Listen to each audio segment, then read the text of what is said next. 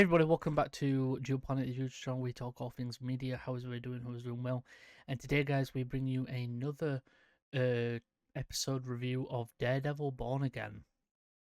This is episode 4, and yeah, this was a good episode. But as always, I'm joined by my fellow co-host, Azteral. Thank you for that glorious introduction, Jordan. I appreciate the burp in the middle of it. Hello, everyone. I'm Azteral. And yeah, today we're going to be reviewing episode 4 of Daredevil Born Again. Very good episode, another solid episode as well. But Big movement. big Big things move. happening. Big things happening. Story. I will have to say this episode is definitely where the Kingpin and Daredevil are born again. Well. It's starting to get there. I won't say that they're born again just yet. I think we've got another episode of building, and then episode 6, I have a feeling that we're probably going to get into the But as you guys know, the chaos. season 2 is filming right now. Be careful going on Twitter or anywhere else, because there are videos of them filming. Nothing too bad, but still there. But Will is gonna do his usual breakdown of the episode, and then we'll get into the actual review part. So spoilers ahead as always. Go on. So obviously last week we ended off with Hector Ayala being what's a polite way to say it? 360 no scoped with a 9mm. He dead. We open with his stuff, his personal effects, being arranged by the coroner, or what I assume's the coroner. We actually don't get told what the job is of the guy, but all of his stuff gets put in a bag. Big congratulations to the casting squad, because I'm gonna find the young actress's name ASAP, because she deserves a very big round of applause. Are they even gonna list her? Is my question. But obviously I'm talking about what do they call it? Eva Ayala. Yeah. Or whatever name that they said. The niece of Hector, the niece of Black Cat? No. White Tiger. Right kind of animal. Wrong color, wrong species. White Tiger. Yes, the actress who played the niece did a phenomenal job with her little grief scene. She and Matt, aka Charlie Cox, were had a very emotional scene right from the get-go. I thought it was very good. I'm pretty sure Jordan feels the same way. I thought it was brilliant. Like that acting that girl did. I could feel that pain. That was fucking some great acting. I don't know why, but the show just feels so much more grounded because of the performance. Yeah. The show feels because of the way ground level that she was portrayed. Like, not just she was portrayed, but obviously later in the episode someone else appears and delivers another gut-wrenching scene for us, but obviously talk about that when we get to that part. That's in mystery for now. But it's such a departure from what we've grown used to. Like, there's still the lightheartedness, like there's the jokes every now and then. Like, shortly after Matt gets cornered by well, he doesn't get cornered. Matt antagonizes the cop that we're pretty sure killed Hector. Or knew it was gonna happen. And he like pushes Matt against the wall and then like threatens, saying, "Oh, lawyer getting involved in this way, the bar won't be happy about that. We'll probably be coming after you soon." And Matt just replies with the coldest line of, "You'll have to bring a lot more guys then." And it's like we have that, and then we have the emotional, and it's very, very good that we have that mix. By the way, same studio that brought you She-Hulk, so that's what we're dealing with. It is weird. I'll say that It's much. so weird to have like the difference, the like change in it. But right after that emotional scene, we cut to a subway station, and we get a little tease of our main Mr. Bad, our main man Muse, which obviously we don't know who he is, but he's carrying a body. Sort of subplot for Wilson Fisk. One of his attendants sort of leaks a story about him wanting to do something to the environment in the city to help them, but it attack unions. Not really a big plot point in the episode, but it sort of pushes Fisk down that that sort of path towards being Kingpin again. Awkward therapy scene. Thanks, Marvel. Didn't know I needed to see couple counseling. But the way that Vanessa was talking about Adam's hands, I kind of want to see what she was getting all up in his business for. It's again stuff like that. Very good, very nice. Also, right after when Fisk and Vanessa are leaving the appointment, the therapist, aka Matt's girlfriend, asks Vanessa to stay behind and asks if she feels safe with Fisk, obviously alluding to some. I can't actually say what they're alluding to because I'm pretty sure YouTube won't like that. Well, But you know what I'm alluding to. Asking yeah. if she feels safe with Fisk. Obviously she does. Also, this BB report, right? This they keep inserting clips of people talking about Fisk and about Daredevil. I like it. Good world building. A guy gets arrested for stealing popcorn. Why he was arrested for stealing the popcorn isn't entirely relevant, but I just wanted you to know that he was arrested for stealing the popcorn. He's an arsehole to Matt, right? An actual arsehole, because Matt says Matt goes to leave to go and talk to the prosecution, and he says that he'll see what he can do. And the guy laughs and says, "That's funny. You don't really see much of anything, do you?" And I'm like, why? Why are you making that joke? Why? We get a scene of Matt being a lawyer, an actual good lawyer, unlike Jennifer Walters. The guy. I think he gets him 10 days. Did they say 10 days? He tried. Well, she wanted to give him 20, but I he think she got. He wanted to got. give him 35 at first, I think and I so. And think then she the guy downed wanted it to 20. probation. Then she downed it to 20, and then Matt downed it to 10.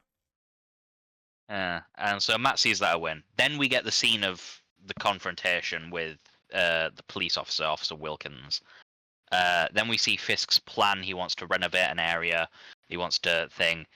The woman, I hate calling her the woman. What's her name? What's her name? What's her name? Her name is Claire Saunders. Is that the actress? Cece. I don't know. I don't know. Another one of Fisk's aides. She informs him that he's got to go through a lot of paperwork to get permission to do all this stuff, and obviously Fisk is very much out of his depth with all of that. Then it's revealed that Daniel, I remember his name because he's an idiot, leaked Fisk's plan. So obviously that gets reported. While it's being reported, Fisk is at a school having a song sung to him. Which Jordan, is We please let Built This everyone know City. what the song is. It is We Built This City. Then he goes to the Latvian embassy. They And then really has the push song, Latvian, sang to him again in their language. which is amazing. Then Fisk gets pissed, and I mean pissed. He yells at everyone. He's like, "I want the leak found. I want them found now." Daniel steps forward. Guy's really brave. Fisk really wanted to kill him. Um, Yeah, Actually threatens he to could. kill him if he does anything again. But Daniel convinces him not to because Daniel's smart and grovels. Um, then we get a little another Muse tease because the name is written on the wall in graffiti, which I thought was cool. Matt goes to the site where Hector Ayala was killed and locates the bullet because he figured out that it had to roll down the hill because he's smart like that. Also, he has super hearing and really cool. Obviously, the bullet has a very particular logo carved into it, and so Matt goes on a little quest, and this is the second scene that I spoke about earlier that was also gut wrenching, and we get to see my main man, the Punisher, John Bernthal. And let me tell you, my man does not disappoint. This guy, it's like he never left. This guy delivers a gut wrenching scene. Um, it's so crazy that this scene exists in a vacuum where the MCU is sort of currently seen as unserious and like it can't broach mature or darker themes because it's haha everything is funny, even serious situations are made into jokes by the characters. um yeah, Frank doesn't care. Frank sort of like makes fun of Matt, saying that Matt isn't there to ask for Frank's help, he wants Frank's permission to like put the suit back on, and then he asks if he hears Foggy, and then says that he hears his little boy every time that he sat still. And I was like, damn, don't do this to me, Frank. Matt leaves, but it's clear that something that Frank said resonates with him because after a scene with Fisk and I Vanessa, think it's just that line. It's like Matt's scared to even say Foggy's name. yeah, He never actually says it. I don't think he's said the name for ages. he hasn't said the name since the like second episode, I think. Yeah, which makes sense. He doesn't want to say Foggy's name. He also delivers a fire line of what is it? The two of us could slave like 1,000 lifetimes to not even come close to the decency of that man. Yeah, that's what he said. And hats off to the writers. Great line. Um, Also, it made me tear up because Foggy, my baby boy. How dare they do this to And him? I think by the looks of it, Matt is finally realizing that he can't let the devil die. Yeah, because after a scene of Fisk and Matt with their respective loved ones, Matt gets out of bed. Fisk goes to some dingy fucking secret space to eat some sausage and pasta, while the guy that Vanessa hooked up with is locked in a cage, screaming at him to let him out. Meanwhile, I'm completely distracted by the fact that Matt is twirling around his baton and swinging his grappling hook around. Um, we're getting there. We are slowly getting there. They're teasing me.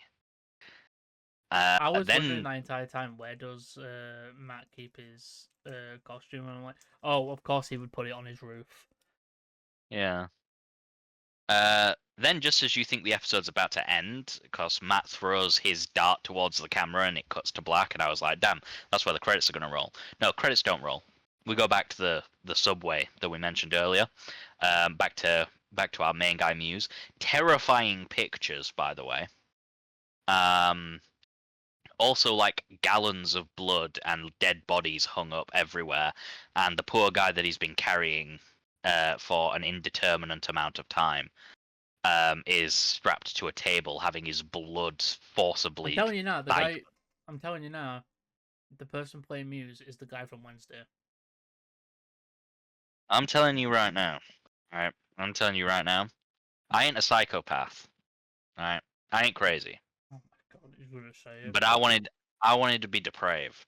All right, I wanted to be. I want to feel sick when I'm watching it. I want to feel scared. I want to feel. I want it to be bad. I want you to sit there and go, "Damn, they really did that." Will they? Probably not. It's Marvel. They can't go too dark. They work for Disney. Um, but they might. You never know. But they might. But yeah, that's where the episode ends. Good cliffhanger. Um, and yeah, uh, overall, that was your great episode. thoughts and your rating. I thought that this was, out of the four that we've had, my second favorite episode so far. Obviously, there's only 4 episodes out, so that doesn't say much. Because there's a 25% chance that it's in the first spot. It isn't. I would say that this is number 2. I would say that number 1 is still the first episode, purely for that first 15 minutes. Third is episode 3, and then episode 2 is last currently. I like the fact they didn't crutch on Frank. They could have easily had Frank immediately come into the picture and be like, "Yeah, let's hunt down these bad guys." But Frank was like, "Nah, piss off," which is a good mentality for him to have. I like that Matt is slowly realizing that to take the devil away from Hell's Kitchen, to take the devil away from protecting people, is doing more harm than it is good. Yeah. And I like, and it's been a while since I said this about Marvel projects, so Jordan, keep your hat on when I say this, okay? I like the acting. Right? I think that it actually feels like they care, which is something that I can't say for other shows that we've had recently from Marvel. She-Hulk. Echo, uh, to an extent, Hawkeye. But this got good acting. I like Charlie Cox has come back to the role strong, stronger than he was in She-Hulk. That's Here's fucking the thing, sure. guys. We don't hate these shows, right? Like Fulham. I don't know about Will. I I don't. I don't. I I I hate She-Hulk with a passion. Okay, you hate She-Hulk. I don't hate it. I just dislike it. Dislike it heavily. Yeah, I think Charlie Cox come back. He's done good. Vincent D'Onofrio. I was a little worried after Echo, because Echo sort of made him lesser. But he's come back. He's also very, very strong. He gave another "When I Was a Young Man" speech, which always makes me chuckle. Always Um, comes back to when he was a kid. but the oh yeah, they gave him a name, Jordan. Hunter Doohan. That's the guy that you were on about earlier, wasn't it? Well, The guy that you think is Muse. yeah, Hunter Doohan. They've given him a name on IMDb. yeah. I think that's Muse. Bastian. I think that's His name is Muse. Bastian. Yeah, I Um, think that's Muse. Because I think I'm not sure in the comics, but I think in the comics Muse doesn't actually have a name. I'm not sure. Yeah, I think standout performances this time was John Bernthal, Punisher, Frank, great. Eva Ayala, again, fantastic. Young actress, very, very good. Which surprised me because not many kid like actors / actresses are really able to pull off a scene like that. Because that was a heavy scene. That was a scene that lived and died by her conviction, I think a lot and of she was actors and convincing. actresses, I think a lot of them are, if they've put in the work, then a lot of I think in the past few years we've seen a lot of kid actors actually fucking do great jobs. I would say she was probably the best performance of the episode. I'm notably to agree because I think She had like a 8-minute scene, it and yet I was felt still thinking about it it felt halfway real. through the episode. You could feel the pain of, like, you could feel it really in I also yourself. think that the guy that gets arrested, the guy that made fun of Matt for being blind, Leroy Mancini is the character's name. Charlie Hudson III is the actor.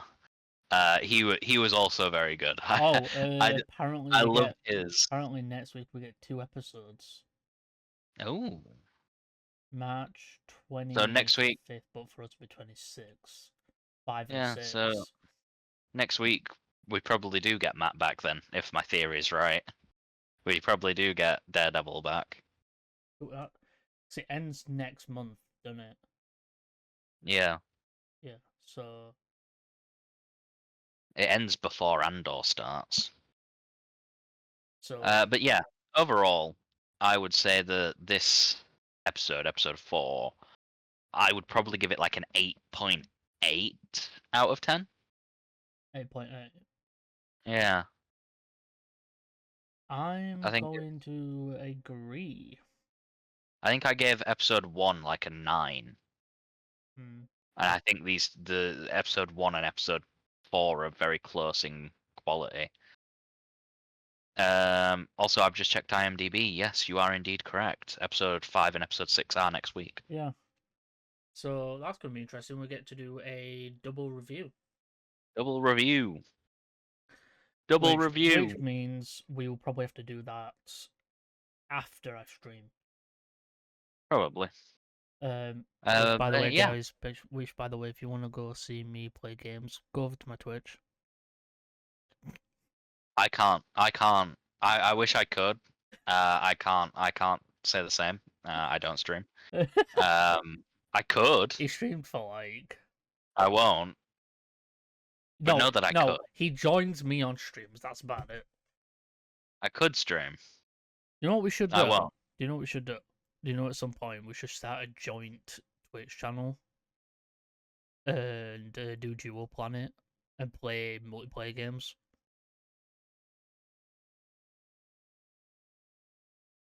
That's probably. Be prepared to stream a lot of Destiny too. Moving on. Yeah. Thanks everybody. Yeah. Thanks everybody for joining today's joining. Thanks everybody for watching today's video. Let us know in the comments what you thought of this episode of Daredevil Born Again if you've watched it. And let us know what you thought. Did you hate it? Did you like it? Were you a fan of the original show? Or is this the first time you've watched it? Or anything like that? Let us know down below. And we'll see you guys in the next episode. Bye for now. Bye for now. Forget 1,000 things every day, pal. Make sure this is one of them. It's over, Anakin!